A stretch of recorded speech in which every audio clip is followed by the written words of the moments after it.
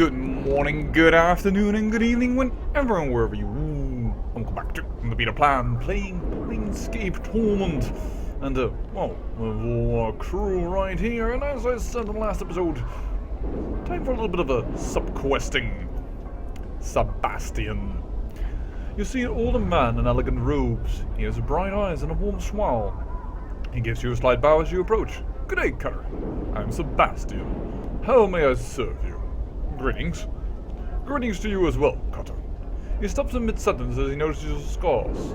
You see his eyes travel along them and his eyebrows arc in surprise. He returns his gaze to you. I was about to ask what I could do for you, but there was no need. I think I see why you came to me, Cutter. What are you trying to say? You can help me with these scars? He smiles at you and shrugs his shoulders. Perhaps, Cutter, perhaps. He leans forwards and begins to examine your scars carefully. He runs a finger along several of them, mumbling to himself. Finally, he looks up at you. Yes, Cutter, I can help you. I cannot cure you, but I can elevate the worst of your condition. And your prize? Ah, yes, the prize. He begins stroking his chin and stares at you. Get the impression you are being weighed somehow. He seems to come to some sort of decision. I have a job that I think you could perform. Go on. I have signed a contract with a certain creature. I am no longer able to fulfill the contract. It is beyond my abilities. However, the creature will not release me from the contract. Instead, it has threatened me with death unless I fulfill the contract. Let me guess, you want me to solve this problem for you? He sighs, yes. I cannot do it myself. My reputation demands that I fulfill the contract or face the consequences. I am at your mercy in this regard. Will you help me? Well, what were you contracted to do? He shakes his head. I cannot reveal that information, Cutter. I am magically bound not to. That is why people come to me. They know that if I accept a contract, it will be handled with discretion. Okay, and what kind of creature are we talking about? An Abishai named Grosuk, Cutter. He pauses to gauge your reaction. I know this is a difficult task, but one I think you can handle. Also, the reward I offer you is great. He gestures at your scar. I see, and an interesting proposal. He looks at you hopefully. Will you do it, Cutter? Yes, give me the details. Updated my journal. He smiles at you and gives you a sigh of relief. Thank you, Cutter. The creature is an Abishai named Grosuk. You will need a magic weapon to cause it any harm, so check with some of the shops if you do not own one. Soulcaster can harm it as well. Grosuk can be found to the east, beyond the siege tower. Siege tower? Yes, over beyond the market. Damn thing just appeared one day, several years back. No one knows why, and no one seems to be able to get inside to find out. Fine. Hurl. Magic weapons, you say? Yeah, I have a magic thing. Enchanted +1. And duck on sword. Yeah, enchanted +1. Well, I think this will work. We have magical weapons. But first, these creatures are weird. The huge creature stands over 9 feet tall. Rippling muscles support its massive frame. It seems to be engaged in conversation with 2 similar creatures next to it. Greetings. He turns at your greeting and looks down at you. A look of confusion crosses its features. Gold greets small one. I have some questions. He gives you an apologetic look and shakes his head. God not speaking well, you talk. Sorry, you ask Thorpe. He gestures to the one creature next to him. Alright, well... Make my skull itch. Thorpe, it is. This creature is huge, standing over 9 feet tall, which is exactly the same thing as before. But in comparison to his buddy, he leers at you and laughs. Alright. He looks down at you and gives you a friendly smile. What do you want, Smalley? I had some questions. You got a question? Maybe 4 have got an answer. He smiles at you. Who are you? He smacks himself in the chest with a thunderous blow. Bob. He raises his arms above his head and shakes his fist at the sky. Mighty warrior is Thorpe, and Tokola are mighty warriors.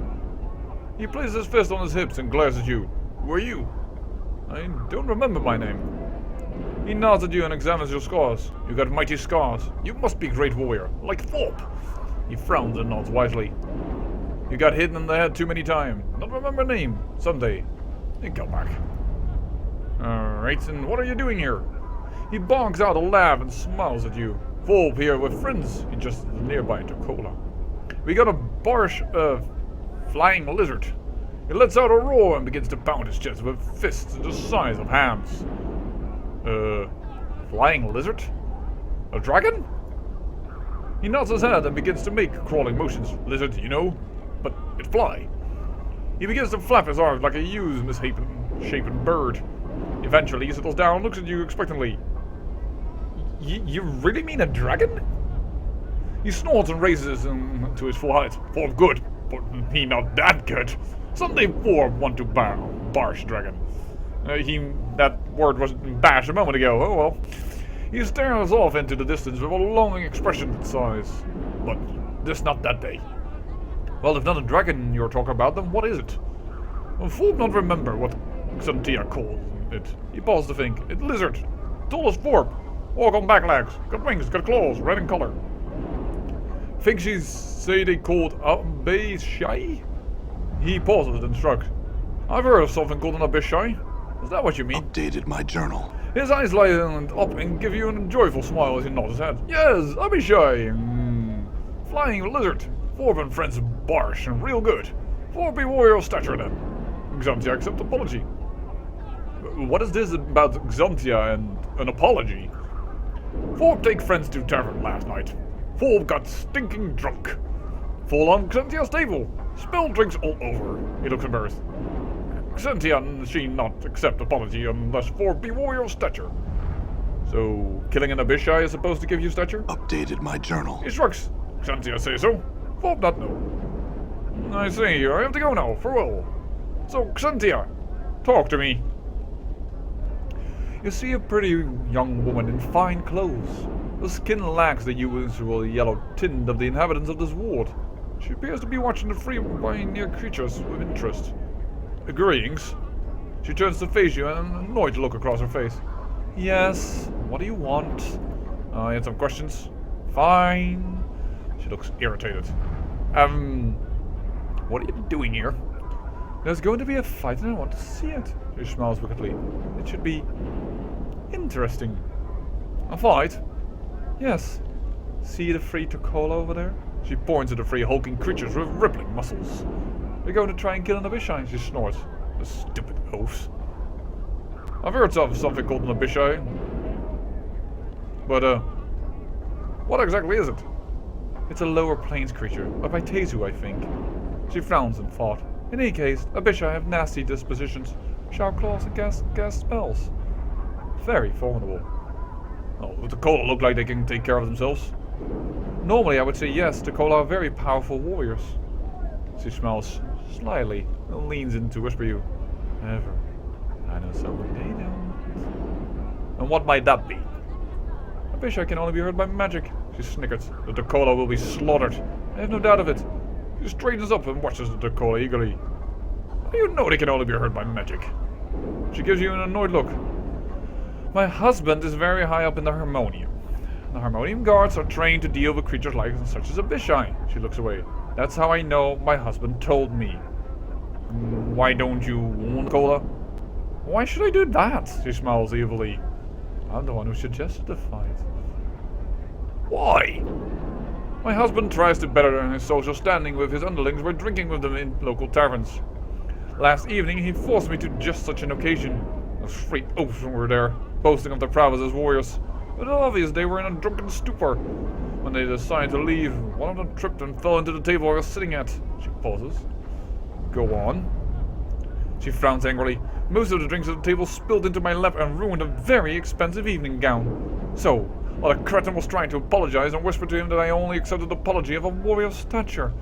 If you were truly such a warrior, you would be able to defeat an Abyssai in hand-to-hand combat.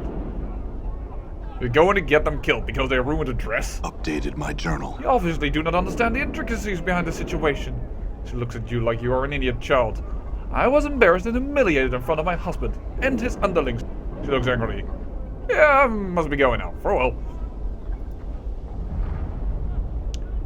Vorp, I had something to say to you. I talked to Cynthia. She said you were going to fight an Abishai. He smiles and nods at you enthusiastically. That right, Fulp and friends Barsh. I've learned that Abishai can only be heard by magic weapons, which I actually already knew from Sebastian, but alright. Updated my journal. It gives you a worried look. Need magic? How you know? I've asked around, Fulp. That's what people tell. No, wait, you know what? I talked to Cynthia. She told me.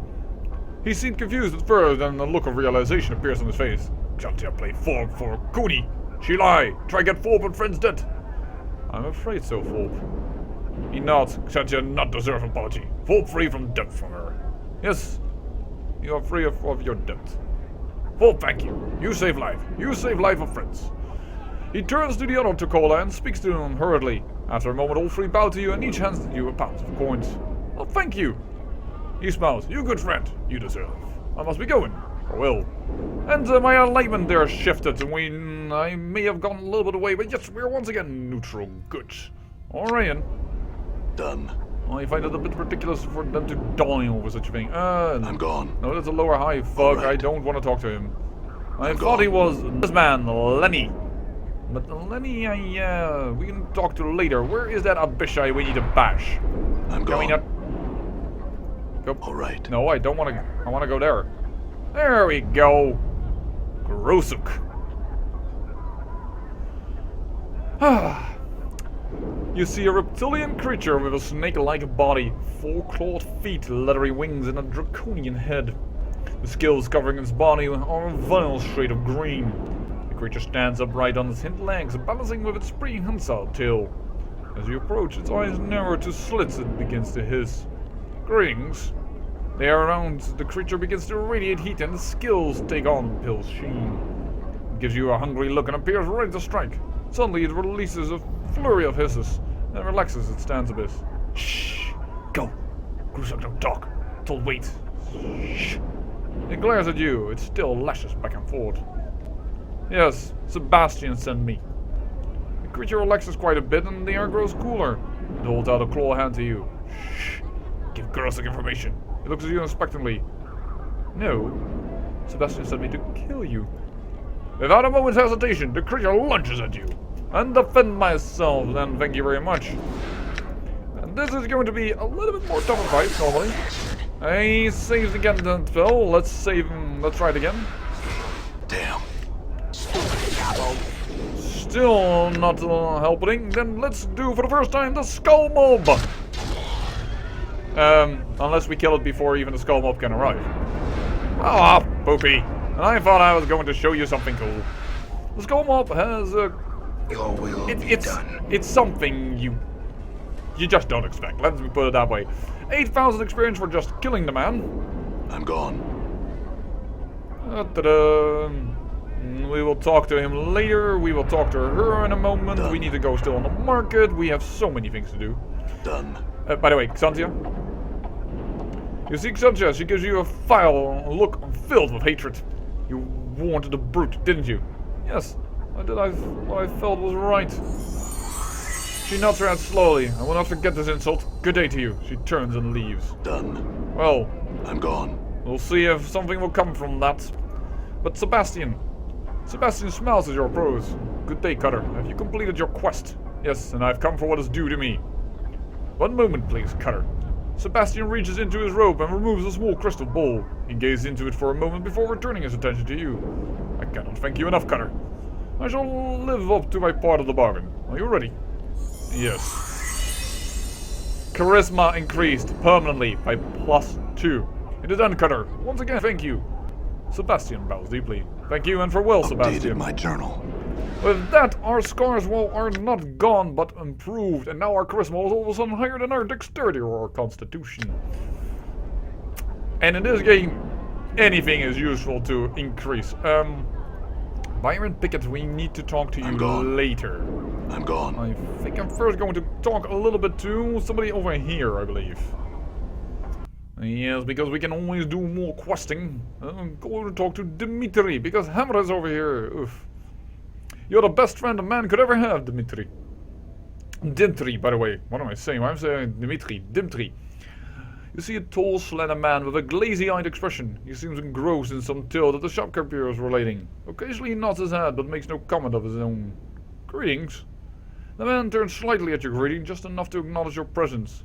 You notice that he's a little pale of complexion and rather gaunt-looking. He's giving you a blank stare. The shopkeeper does not seem to notice any of this and continues with his stream of useless prattle. Are you all right? The man continues to stare at you and slowly nods. You wait for any further response, but he says nothing, only stares. You're about to turn away in frustration when you think you notice a strange musty odor about the man. Step closer and sniff. You lean in and sniff at the man, unsure what you will find. As you do, a musty odor fills your senses. An odor you recognize from your time in the mortuary. It is the smell of dead flesh preserved by magic. You're a zombie, aren't you? The creature continues to stare at you blankly. Slowly, as if with great effort, he begins to reply to you. Only your speak with dead power makes him understandable. Yes, I am Dimtree. Why are you here, Dimtree? Dimtree slowly glances at the shopkeeper and makes a feeble gesture towards him. Seeing this as a sign of interest, the shopkeeper redoubles his efforts in telling whatever tale he is relating to the poor creature. Dimtree looks at you again. Hemris, he talk. Hemris never stops. Wanders town, annoys master, annoys everyone. Master create Dimtree. Tells Dimtree talk Hemris. Now Hemris stay in shop. Master happy, town happy. Dimtree sad. Is there anything I can do to help you then, Dimtree? The creature pauses and resumes his slow speech with you. You can almost detect a pleading tone in his voice. Yes. Find Master Sebastian. Ask him to release me, please. He turns his attention to Hemris momentarily. Please. And why don't I put you out of your misery right here, right now, then? Dimtree barely shakes his head at you. No. Master revive. Must ask Master Sebastian, please. You await your answer. Sure, Dimtree. I'll see what I can do for you. Updated my journal. You can almost sense a feeling of relief emanating from the zombie. Dimtree. Thank you, friend. Yes, All right. In that case, well, if Dimtree... I'm gone. Done. By the way, he is too engrossed in the story anyways. He wouldn't mind if I just took some of his belongings. Done. Just, you know, for a little moment. That has to be one of the finest coffins I've ever put together, eh, Dimtree? If you say so, Hemris, if you say so. I'm gone. And there we go. Well, we just made some nicey nice with Sebastian, so why not ask him right. about releasing Dimtree? Yeah, maybe up to it. Though I hope he won't complain too much. Sebastian smiles at you. Good day, Cutter. How may I help you? Actually, I wanted to talk to you about Dimtree. He stares at you for a moment and then sighs. What about Dimtree, Cutter? He wants to be released from his curse. He gives you a surprised look and then waves you off. I find that hard to believe, Cutter. Dimtree doesn't have the mental power to desire anything. He frowns for a moment. Did idiot Hemris put you up to this? Think about it, Sebastian. Hemris doesn't know Dimtree is a zombie, let alone who created him, right? He sighs and then seems to be deep in thought. Yes, you're right, of course. Hemris could not have sent you. I guess poor Dimtree is more than I intended. A pox on me for my stupidity. So, will you release him? He looks at you for a moment with conflicting emotions crossing his face. He sighs and throws his hands up in exasperation. I cannot, sorry. He gives you a pleading look. I want to, mind you, but I cannot. I fulfilled a contract by creating Dimtree and I cannot break it. Right or wrong, I'm a man of my word. My reputation demands it. You're a lawful creature, but you do feel sorry for the man. I have the feeling that you are lawful good.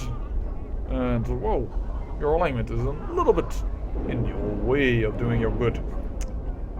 I understand your dilemma though, and I agree with you. It's kind of bad if you just break your world all the time. So, could I release him instead?